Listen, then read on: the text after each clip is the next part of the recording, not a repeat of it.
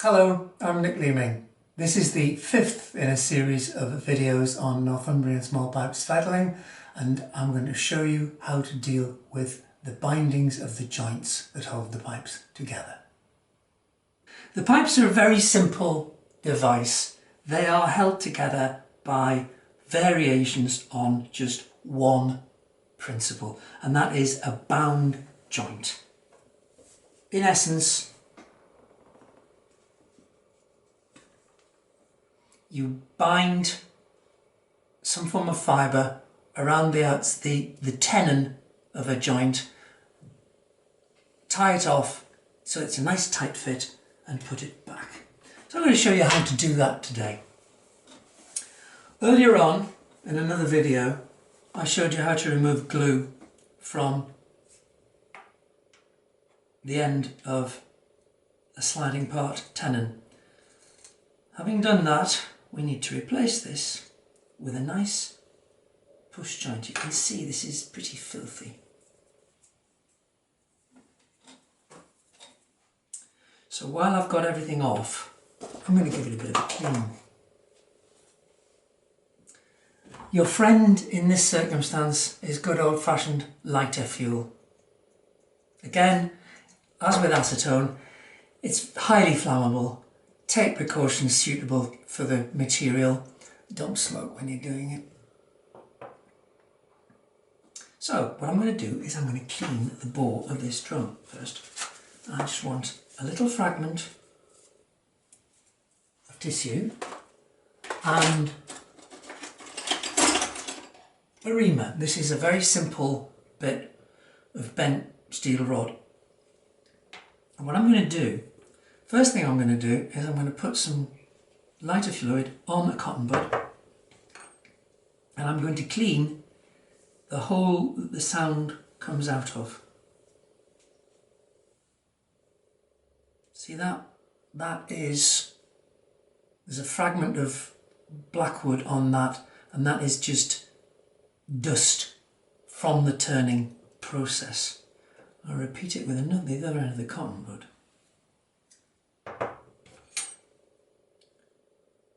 And push it home. And that's a little bit better, but it's still pretty awful. I'm going to move this around in here. Oops. And you can see again, that's pretty filthy.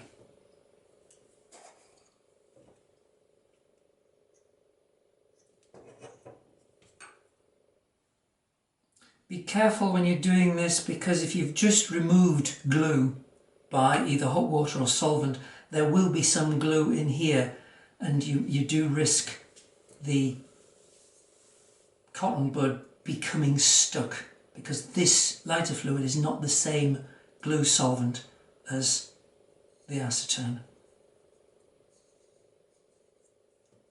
That's a little bit mucky. Now the next thing I'm going to do is I'm going to clean the bore. And I want a little bit, you already see the muck that's going to come off. I want it a little bit. I'm going to do it from this end, because if you imagine the piece of wood doesn't go all the way down there, that's the ferrule. The wood only goes to about here, and so the tube itself, the inside the drone, ends there. So it's sensible to start cleaning from the top end. So there's a little bit of lighter fuel. Then I use the reamer, and notice the way I'm holding this. I'm holding the drone securely, thumb and first finger, but I've got the top of the sliding part resting on the heel of my thumb, and I just push this through.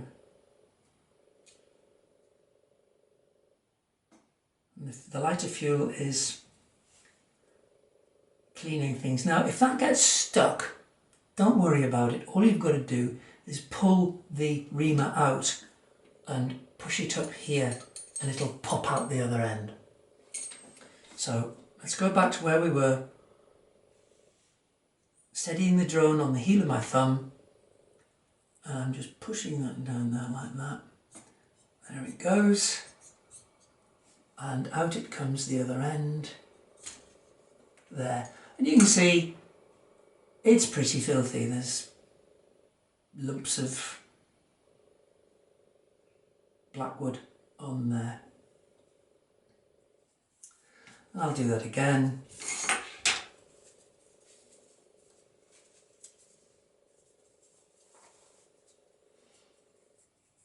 It's always good to have the clean bore in any part of the instrument because sound travels better up something that's smooth. Again, push.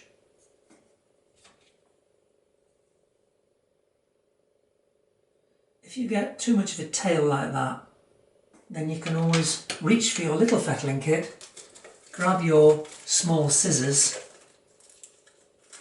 Excuse my hand going out of the shot. You can just trim that off like that, and then you're not clattering around trying to get the last bits in, and push it in there. You can see the tissue there. That's literally squeaky clean. There it goes.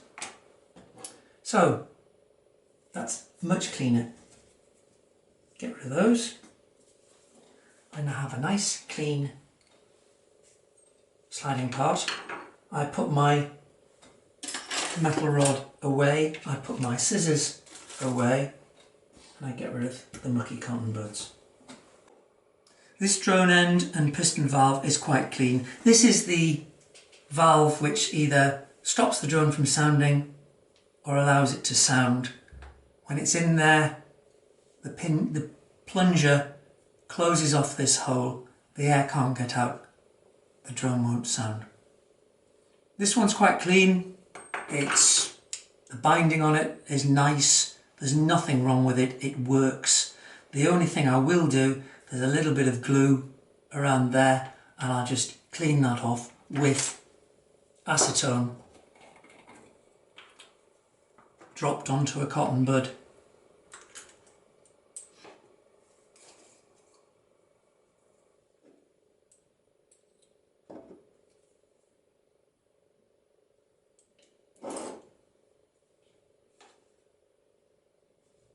And that should,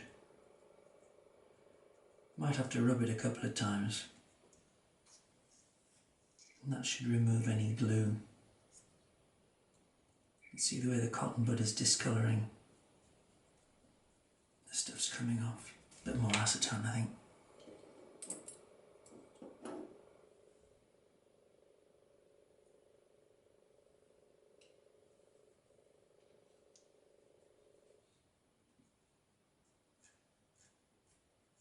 That's coming off nicely. Use your fingernail to scrape a little bit off. There. Sparkling clean.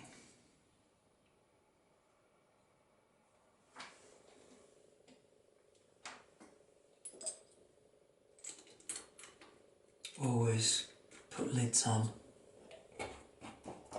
so you don't get spillages. So, well, it's not bad, it's not perfect, but it's not bad. So what I'm going to do is I'm going to replace the binding that's on this one. To do this, I need cotton. I'll introduce you to my Fettling kit. There's information on this sort of thing on the NPS website. Notice I use a little piece of masking tape to hold the bobbin in place, stop stuff from getting unravelled. I pull off a length of cotton. You can use a tablet of beeswax for this. Simple beeswax is fine. I use a mixture of 10% colophony resin, which is stuff violinists use on their bows, in with beeswax, and you get this very sticky, very hard plug, and you gently tease the cotton through that. You can hear it squeak. And put this back. And it's the end of my cotton.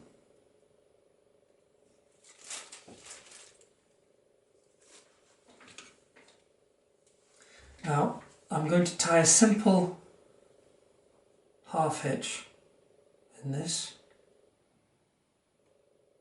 there. Can you see that? And I'm going to put this over there like this. Pull it tight. I'm going to hold this and I'm going to wind it so that it goes round, comes to me over the top, and that's important. Whenever you're doing any repairs like this, it's always a good idea to do it this way, so it comes over the top towards you.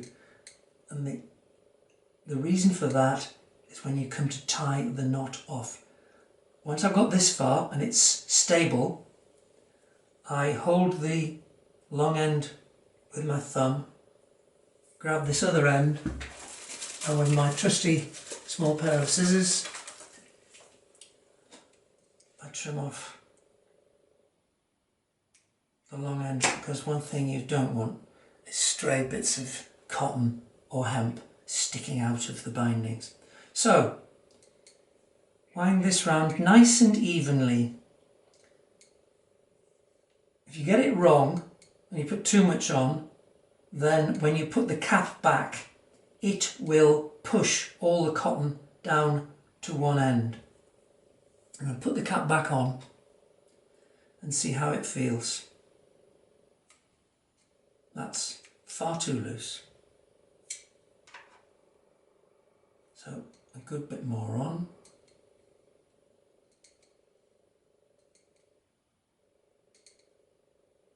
Again, secure it with the thumb. Still too loose. You've got to be patient with this game.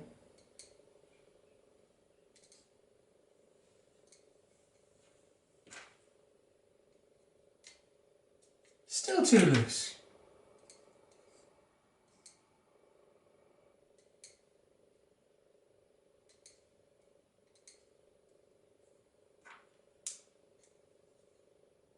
That's getting there. You can use hemp for this, which has got a much larger diameter, but you haven't got the ability to adjust it so much. I use hemp on the larger joints on the drones because you need fewer turns on it. I don't really like cotton for many reasons. It's not so strong, it's quite brittle and it will snap. Never use sewing thread. Sewing thread is a nylon based fibre and it doesn't absorb the greases that you put on things. Cotton is a natural fibre and does absorb grease. I'm getting there, I'm nearly there with this. Put a bit more on, test it.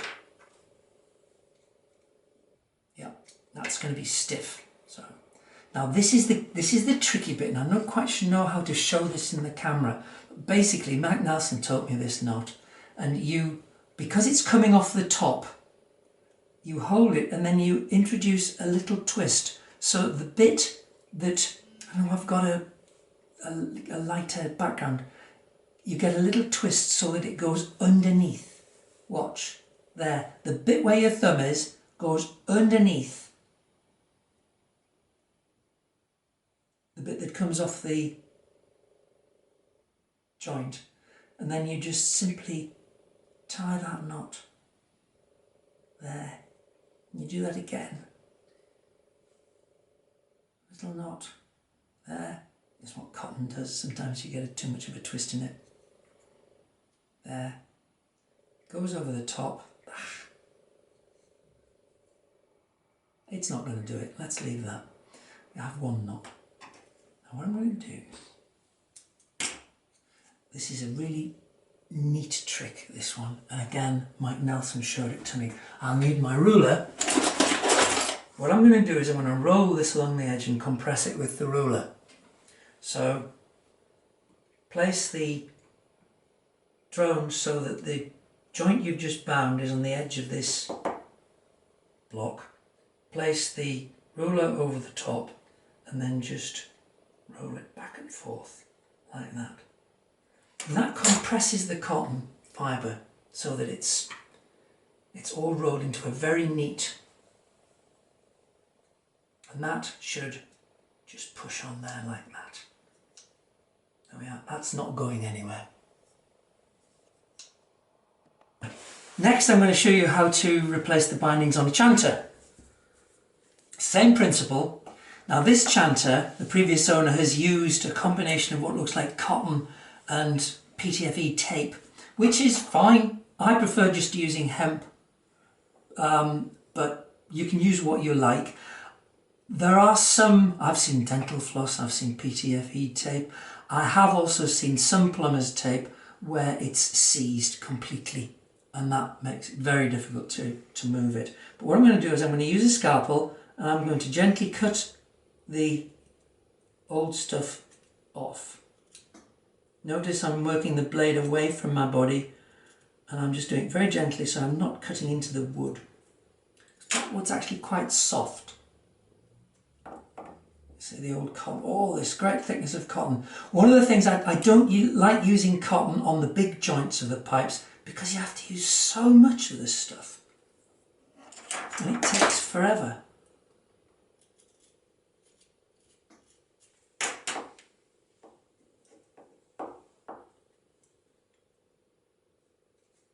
Peel this off.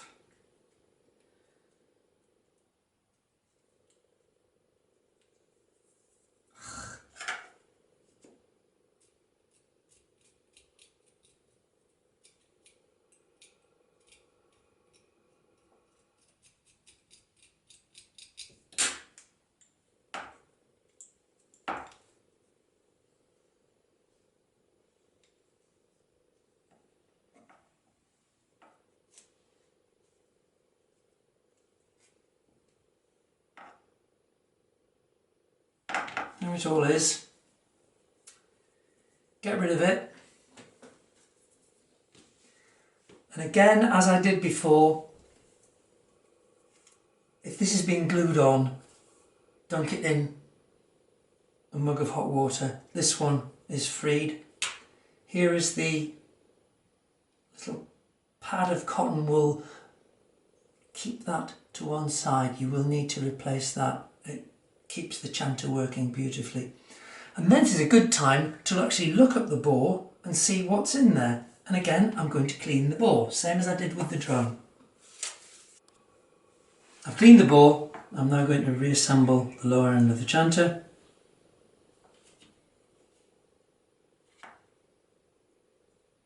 That pushes on quite nicely. It's not going anywhere. Next thing is to replace this.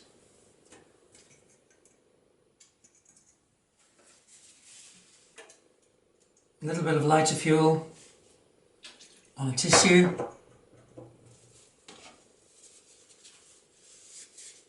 Keep it away from your pads.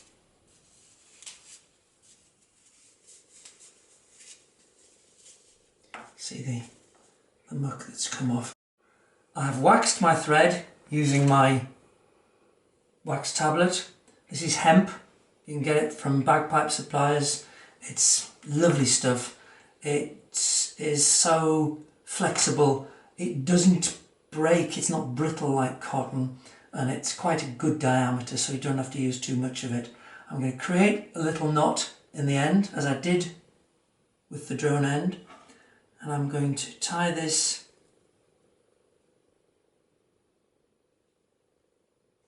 tight around the end of the chanter, the tenon of the chanter, and then a couple of turns to secure this loose end.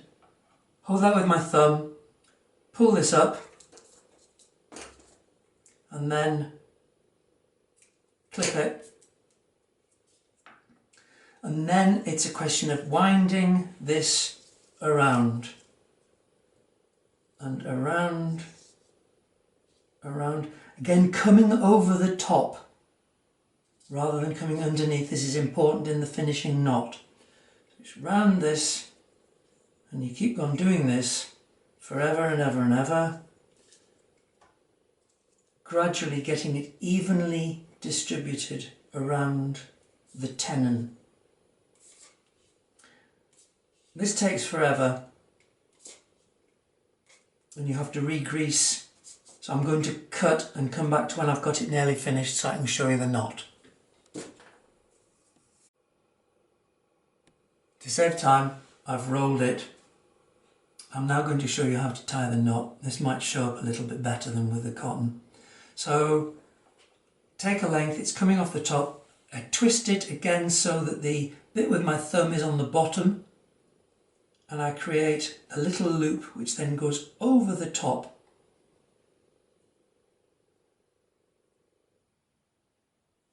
I end up with a simple half hitch. It's not particularly elegant.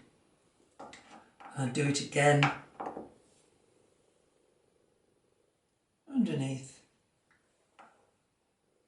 and over the top. Cut it.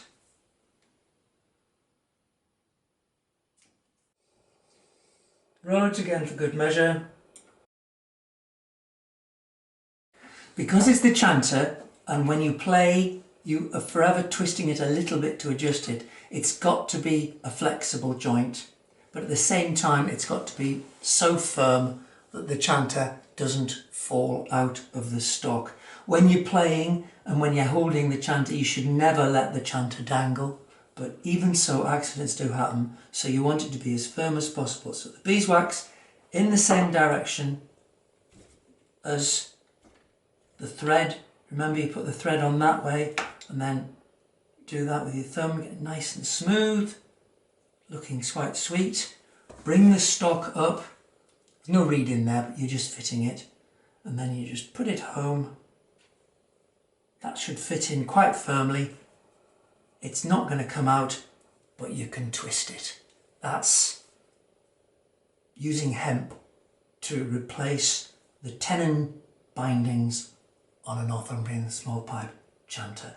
It's exactly the same procedure if you want to replace the bindings on the drones. You take your reed out, put it somewhere safe, cut the thread off, replace it with waxed hemp, roll it and put it back. Indeed, you use exactly the same for the sliding joints. These are cotton, you probably can't see them too well.